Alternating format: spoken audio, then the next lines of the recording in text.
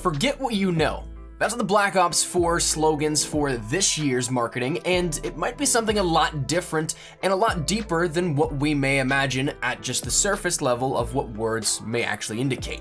Forget what you know may actually be referring to a massive curveball in pretty much the entire fabric of what Call of Duty is, this October.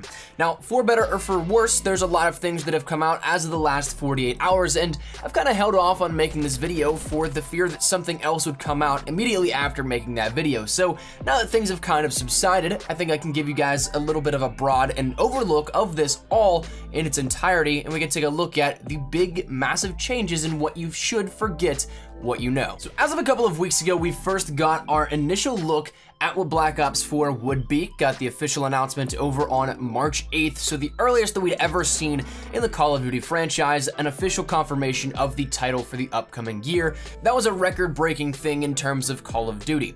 But we didn't really have much of anything teased other than that, just the real confirmation of the name and the logo for Black Ops 4. We didn't get anything in terms of setting, in terms of gameplay, in terms of campaign, and well, that actually might be something, talking about that campaign, we may never get.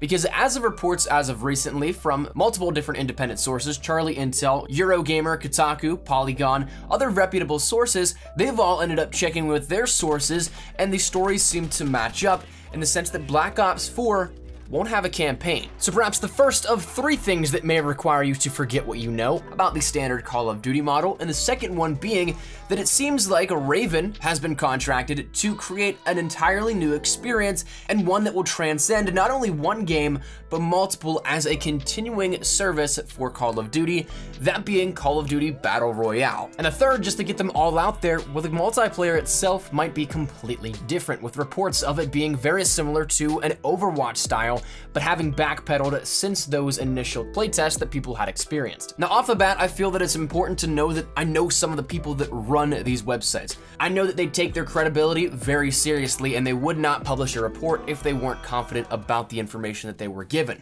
So while nothing is in any way, shape, or form confirmed, and we probably will not know in a definitive manner until May 17th when that reveal event is for Black Ops 4, this isn't something that was created on a 4chan account that was made 2 days ago or something like that. These people have prided themselves on building up their credibility for giving accurate and credible news stories for years upon years. So take this with a grain of salt, but also keep in mind who this is coming from. Let's break this down a little bit further. So let's talk a little bit about the campaign, because this is something that is honestly, I think, very interesting in how this worked out, or supposedly worked out.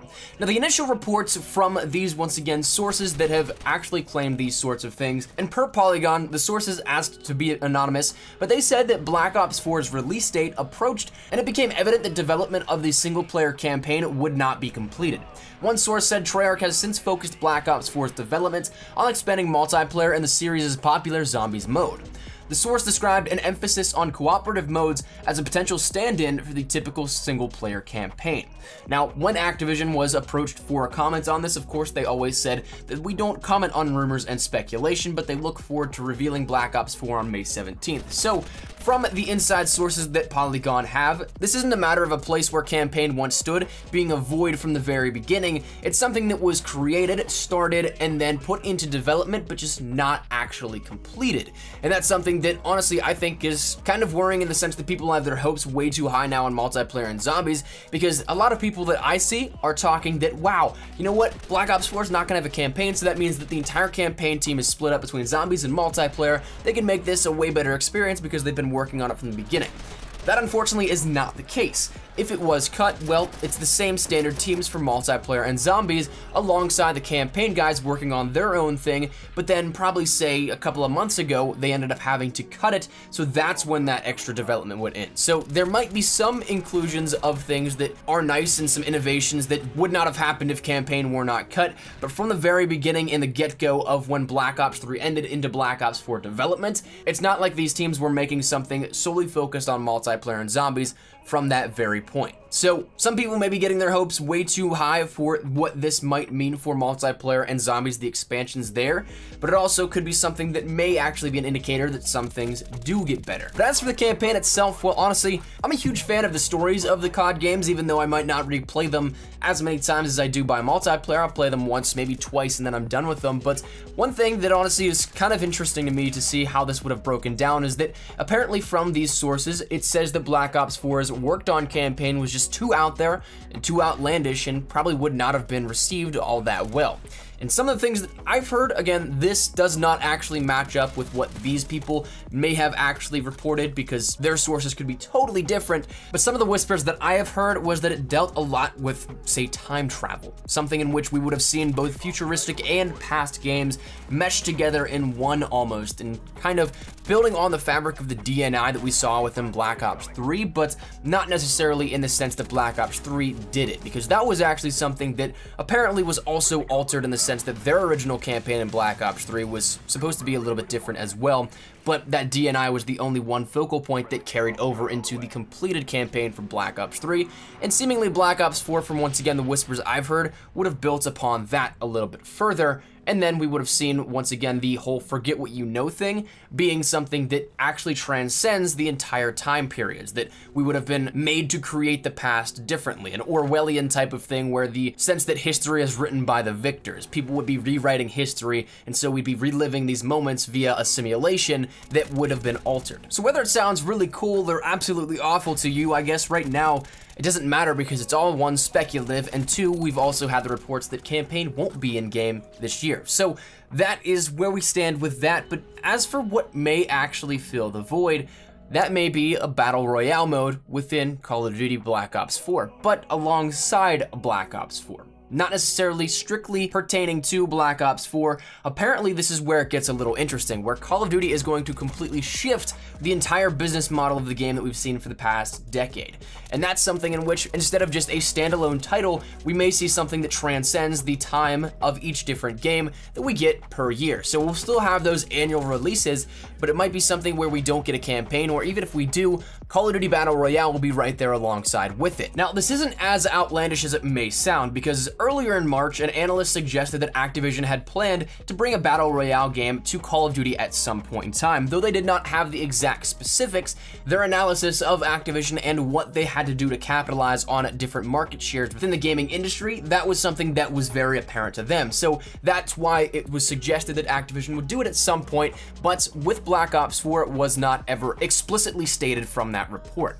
However, one thing that once again comes back to an earlier report, whenever we first started getting these whispers of Black Ops 4 right before it was actually officially announced, that is when the same sources that gave the information to the previously mentioned news sources that did report Black Ops 4 was going to be the title, they also mentioned the Battle Royale would be coming alongside of this. So that notion has been there for quite some time, but is only becoming public now in the wake of this new information that campaign will be absent from Black Ops 4. So again, the whispers around the community now become the fact that this will be something that transcends not only Black Ops 4, but theoretically, let's just say Modern Warfare 4 is made by Infinity Ward and released next year. That's something that Battle Royale will be alongside that as well in its own separate standalone lane, and will be something that is digitally attached to that of whatever game you end up purchasing. But the thing that becomes interesting with this is it becomes something that will stay up to date with each title. So we'll have Black Ops 4 maps specifically made with weaponry and other things alike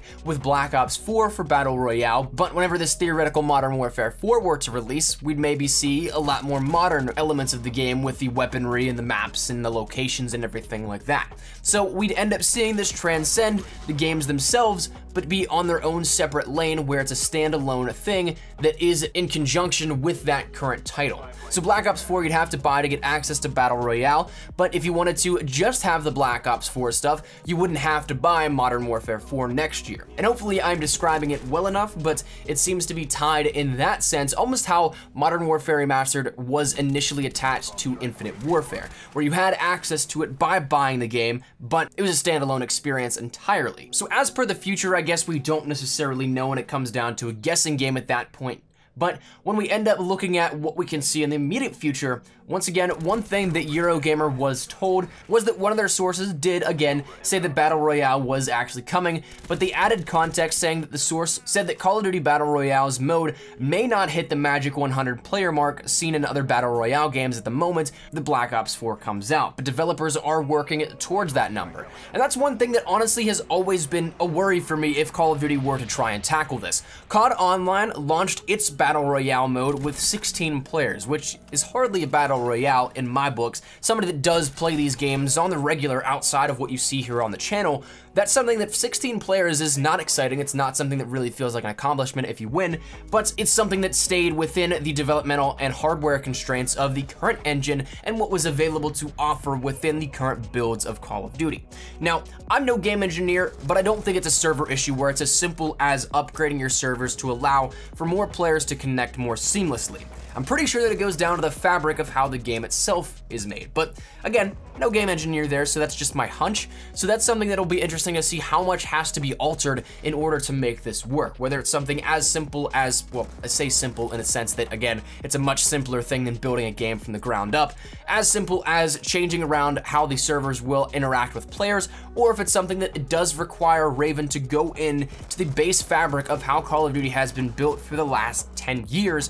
That's something we don't know just yet, but as it stands right now, 100 players may not be guaranteed upon launch of Black Ops 4 and this Battle Royale game mode. So that's something to take into consideration. And now finally talking a little bit about the multiplayer itself. Well, again, some new rumors indicate that, again, it might be something that is very unconventional for the Call of Duty franchise, which I am, if it's the way that it sounds, not a huge fan of, but apparently Treyarch has been backpedaling what was initially tested in different playtests for Black Ops 4, but it's something that is said to be similar to a mix of Overwatch and Lawbreakers. Apparently it was looking to take the hero or specialist system from Black Ops 3 and take it to the entirely next level, with perks being basically removed from the game, and instead being morphed into some strange sorts of kill streaks, with normal streaks as we know them now being completely removed from what we would imagine Call of Duty to be. And in place of those, once again, instead of streaks, you got powerful perks, like a movement alteration was one that was given as an example, that allowed you to go from boots on the ground to something that reminded you of Black Ops 3's movement system, which,